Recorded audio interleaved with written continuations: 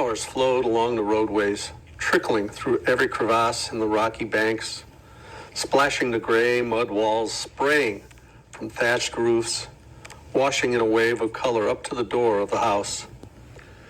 But the door was shut against them. Inside the shop, Daniel worked steadily with a grim, averted face. In the gloom of the house, Leah sat, her hands idle in her lap. Dust gathered on the threads of the loom. They were both alike, Daniel thought, turning his back on the blossoming roadway. They could not learn to hope again. Yet, he was still stronger than Leah. While she had lost everything, purpose remained in him.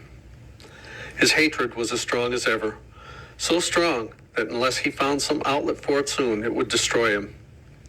He was like a man imprisoned in a pit, raging and helpless. If he were free, he could find a band of zealots. They existed everywhere in Galilee. Men spoke of them furtively. In some village, in some cave in the wilderness, men gathered and made ready, and they would welcome him. But he was chained to his forge in an endless round of work to keep alive a girl who was indifferent that she lived. And even if he found a band, how could he recognize a man whom he could trust? How could he be sure that he would not be duped again? To his forge in an endless round of work to keep alive a girl who was indifferent that she lived. And even if he found a band, how could he recognize a man whom he could trust? How could he be sure that he would not be duped again? He trains my hands for war so that my arm can bend a bow of bronze. Dazed, Daniel struggled to his feet.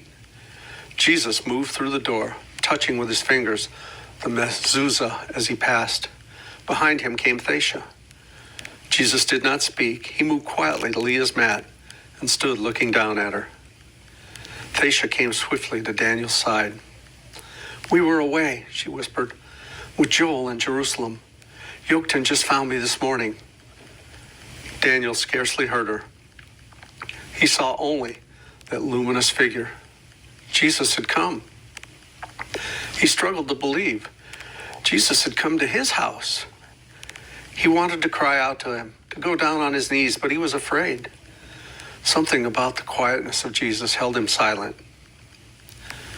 Jesus sat down beside Leah and motioned for Daniel and Thacia to sit also at the other side of the room. Then he bent his head and covered his face with his hand and seemed to rest. If I could speak to him, Daniel thought with longing, if I could tell him it is my fault that I have done this to Leah. Although he held his breath and made no sound, Jesus raised his head and his eyes met Daniel's. There was no need to speak. Jesus knew. He understood about Leah. He knew that Daniel had rejected him. His eyes, searching and full of pity, looked deep into the boy's and saw the bitterness and the hatred and the betrayed hopes and the loneliness. Then he smiled. Unable to endure that smile, Daniel bent his head. Suddenly, with a longing that was more than he could bear, he wanted to stop fighting against this man. He knew that he would give everything he possessed in life to follow Jesus, even his vow.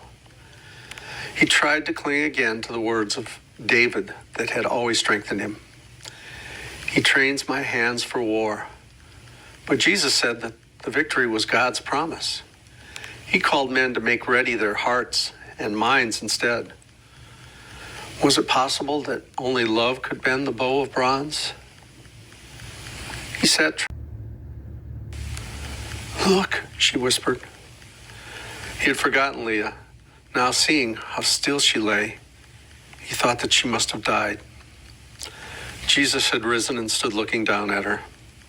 Then, as Daniel watched, he saw her eyelids move and lift falteringly. The blue eyes were blank, as though she came from a deep sleep. She looked up into the master's face, and slowly, her eyes filled with wonder. "Jesus?" she breathed. Into Jesus' face came the old smile which he had so often looked at the children who crowded around him. "It is all right," she whispered. "It is all right," Jesus answered. "Do not be afraid." With a sob, Daniel stumbled forward to his knees, hiding his face, feeling the tears he had never known since his childhood. Not on the night of his father's death, or in all the years between, hot and liberating against his hands. He thought he felt a touch on his shoulder. When he lifted his head, Jesus was gone. He saw Thacia, her own tears shining on her cheeks and her eyes like stars. "Daniel," Leah said very faintly. Not daring to speak, he reached out and touched his sister's hand. "I know how she felt," she whispered. "The girl, Jairus' daughter, you told me about." "I know too," he said humbly. He heard Thacia catch her breath and turned and looked into her eyes. He knew he was not worthy of the gift he saw there, but he knew that at last he was free to offer her all that he had in return. In that one brief look, they made a new vow together. "How light is it," Leah murmured, "even with Jesus gone." Gone.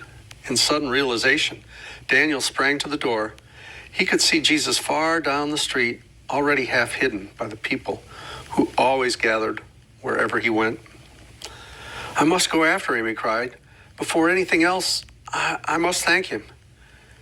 He flung himself out of the doorway and stopped. Across the street, the Roman soldier stood alone under the broiling sun. Haltingly, Daniel walked. Not after Jesus, but across the road, till he stood before the boy. He had to try twice before the words would come. "My sister will get well," he said, his voice harsh. "The fever has left her." A quick guttural sound burst from the soldier. Daniel looked away. Who could believe that a Roman? "I think she would want to say goodbye to you," he said. The soldier waited, not understanding. Daniel looked down the road and caught the white flash of Jesus' robe. Then he straightened his shoulders. "Will you come into our house?" he asked.